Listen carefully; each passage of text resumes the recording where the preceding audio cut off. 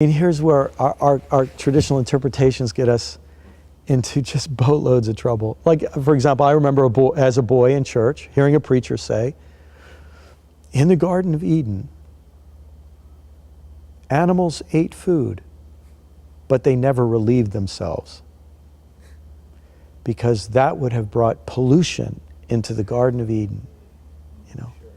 And I remember as a boy thinking, that's pretty stupid.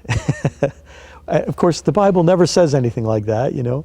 But it's as if we have this idea of the Garden of Eden, that it cannot have manure, you know.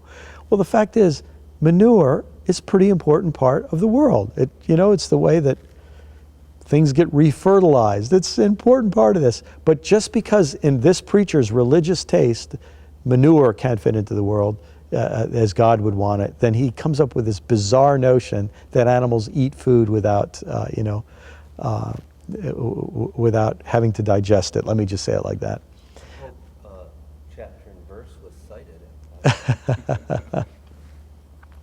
Well, all that he had to say is that this was Eden where everything's perfect. But this is years later I realized that the book of Genesis never says that the Garden of Eden was perfect.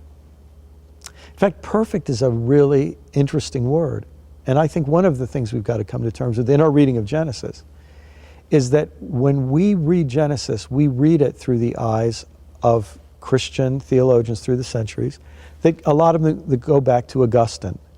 And they go back to this idea of the fall, which I believe more than we realize has been influenced by Neoplatonic philosophy. Now, we could get into this in great depth if you want, but one of the concepts of the great Greek philosopher Plato is that the ultimate reality is this changeless, static world of perfection, perfect ideas.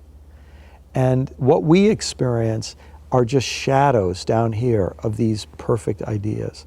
And in some ways, I think what happened in Christian theology is that between the time of Jesus and the time of Augustine, Christians bought into a lot more bought into a lot more of Plato than they realized.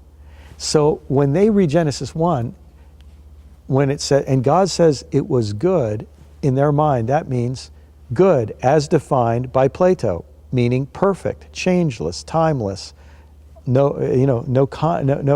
struggle, no death, that sort of thing. But what the book of Genesis actually says is good. And so I like to tell people, I think the Hebrew concept of good is better than the Greek concept of perfect, because perfect is unchanging. So perfect is inherently sterile. With Greek perfection, it's sterile.